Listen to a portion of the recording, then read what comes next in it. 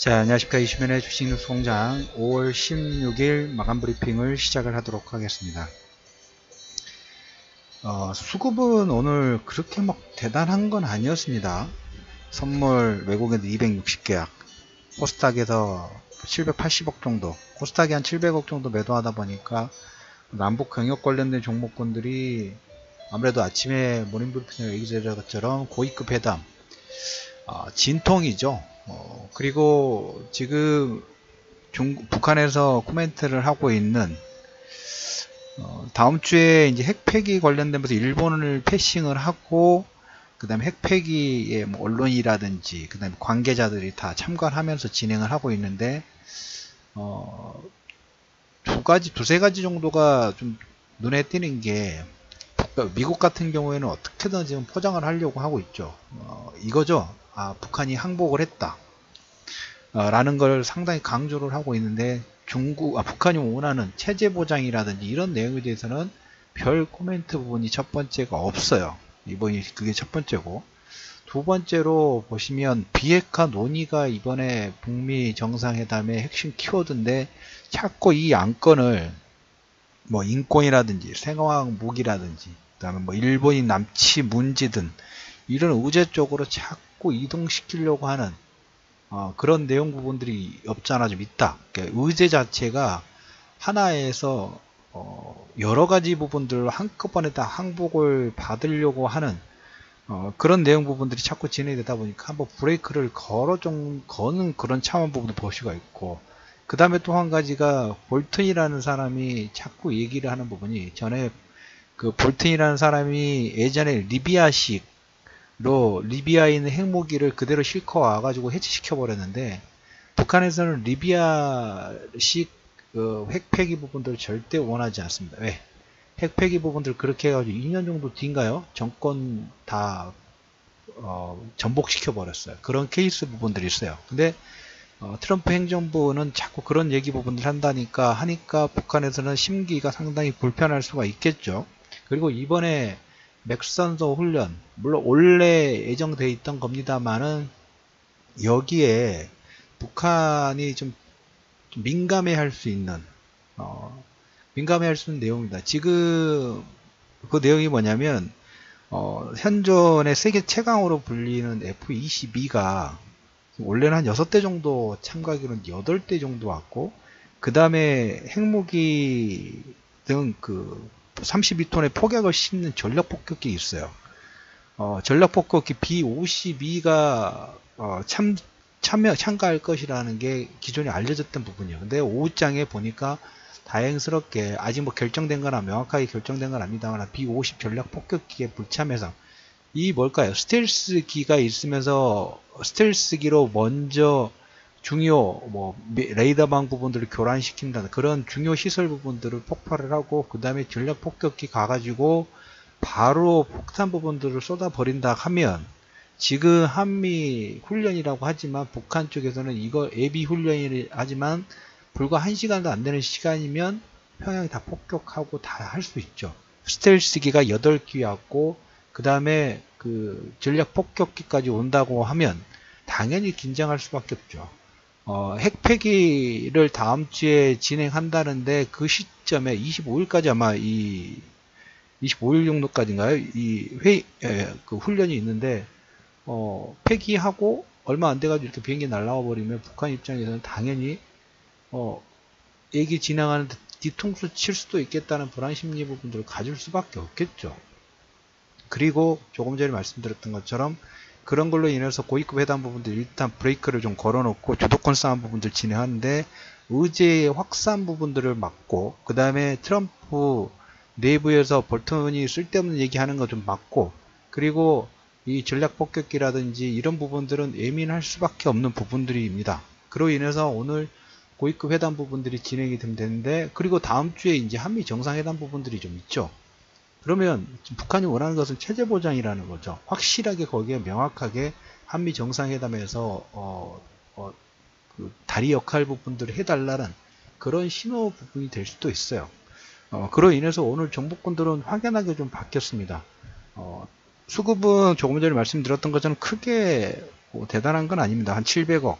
코스닥에 700억, 그 다음 개인들은 지금 지속적으로 한 1700억 정도 코스피를 매도를 하고 있죠. 선물은 260계약이니까 별로 큰 상관 부분들은 없고, 거기에 아침 브리핑에서 말씀드렸던 것이 국채 수익률 자체가 3% 넘어가다 보니까 오늘 은행 관련주들이라든지 뭐 화재, 보험 관련 종목군들이 반등 부분이 나왔고, 이제까지 시장의 키워드 부분들이 남북 경협으로 모든 포커스들이 집중이 되다 보니까 그 사이에 반사 이익이 아니라 약간 시장이 소외를 받았다. 기존의 성장주들이 있죠. 뭐 전기전자 쪽 오늘 다행스럽게 어제 삼성전자 그 라인 지켜야 된다라고 말씀드렸는데 다행스럽게 오늘 반등 부분들이 나왔고, 그 다음에 바이오도 일부 반등 부분들이 좀 나왔어요.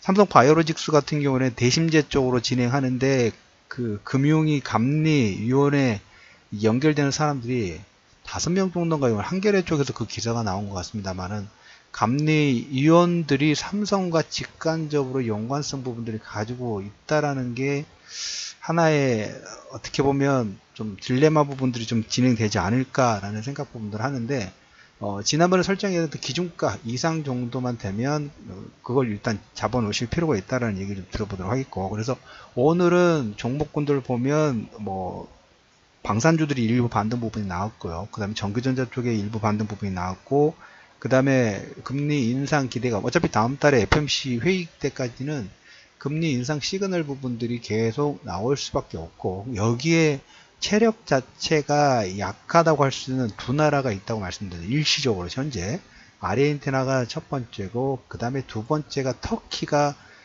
조금 아킬레스 건들이 있는데, 이 두 나라의 화폐 가치가 그러니까 화폐 가치가 계속 약세 쪽으로 진행되면서 금리가 달러 인덱스가 올라왔던 부분하고, 그 다음에 금리가 3% 정도 10년 국채 수익률 자체가 3% 넘어가고 향후에 금리 인상 가능성 부분이 계속 커지면 커질수록 이 나라들의 환율 자체는 계속 약세가 진행이 되면서 약간 불안 심리 부분들을 좀 자극을 좀 하고 있습니다. 여기에 예루살렘 관련된 부분들 어제 말씀을 좀 드렸던 것처럼 지금 사상자가 한 60명 정도 지금 나오고 있는 것 같아요. 쉽게 바로 가라앉지는 않을 거예요. 유가를 계속 건들고. 그래서 어떻게 보면 오늘 개별 종목군들 흐름 보면 남북 경협 관련 종목군들 상당히 많이 하락폭들이 나왔죠. 당연하겠죠. 뭐 현대건설이라든지 그다음에 현대 엘리베이터, 그다음에 뭐 중형주 쪽에서도 보면 뭐 특수건설이나 이런 종목군들이 10% 이상의 급락 부분들이 좀 진행됐지만, 이건 어떻게 보면 조금 전에 설명을 좀 드렸던 것처럼 그 어떤 주도권 싸움이라든지 전후 사항 부분들을 보면 북한이 한번 태클 좀 걸만한 그런 내용들이 될 수 있었다고 말씀을 좀 드렸죠. 단기적으로 성장주의 반격 부분들이 진행된다고 말씀을 좀 드렸어요. 단기적으로. 자, 그런 와중에 오늘 저희 말씀드릴 부분들은 장중에 변동 폭포들이 좀 출렁거리게 나왔죠. 지수는 별로 그렇게 크게 움직이지 않았어요. 종목군별로 워낙 이제까지 성격 자체, 캐릭터가 명확했던 남북경협 관련된 부분들이 강했고, 그 다음에 성장주들이 약했지만 오늘은 한번 역전 부분들을 시키면서 대형주 쪽 부분들은 하락 부분이 나오면서 변동폭이 나왔지만 단기 이슈가 될 수 있는, 단기 소음이 될 수 있는 가능성이 크다고 클 수 있다는 관점 부분들을 좀 얘기를 드렸죠. 그래서 일시적으로 이 변동폭이 커지는 부분에 이슈원토 5호 이번에 이제 시작된다고 말씀을 드렸죠. 선발대 진입 부분들 좀 됐습니다. 그리고 상황을 봐가면서 장보고 3호 부분들까지 이제 계속 편입 부분들 할 건데, 어차피 지금 다음 주 정상회담 바로 한 번에 우리가 완벽하게 깔끔하게 해결되지는 않을 거라고 봅니다. 볼튼, 그 다음에 트럼프, 다들 수싸움이 보통 내기가 아니기 때문에 우리가 미국과 중국의 정상회담, 무역전쟁 부분들 보실 때도 보면 서로 치고받고 하다가 지난번에 JT 제재하다가 제재해가지고 거래 못하게 하더니 이번 주에 들어서 JT 제재를 완화시켰죠. 그리고 미국의 농수산물도 서로 오픈을 하고 그러면서 서로 다시 화해 모브도, 물론 그것도 아직 끝난 건 아니에요. 그 과정 중에 서로 협상 카드 부분도 하나하나 주고 받으면서 협상이 진행되는 거지, 처음부터 끝까지 한번 만나서 바로 협상이 진행되는 건 아니죠. 그런 측면으로 보실 필요가 있습니다. 그리고 다행스럽게 아침장에는 전략폭격기 부분들 저도 상당히 우려했던 부분들인데 뭐 아직 결정된 건 아닙니다만 언론상에서는 이 불참 예상 부분들이 좀 진행되고 있다라는 약간 조금 더 긍정적인 내용 부분들이 진행되고 있다라는 부분들을 코멘트를 좀 드려보도록 하겠습니다. 그래서 지금 변동성 부분에 6월달은 여러분들 보시면 FMC라는 부분이 있고, 그 다음에 아시다시피 선물옵션 동시 만기 부분이 있어요. 그러니까 외국인들은 계속 파생 가지고 단기 매매 부분들 진행하면서 중심축 부분들은 뭐냐면, 외국인들이 이렇게 장중에 변동성은 만들지만 거래소 쪽, 우리가 대형주 쪽 코스피 종목군들의 매도가 3천억 5천억 이상 나온 적이 거의 별로 없어요.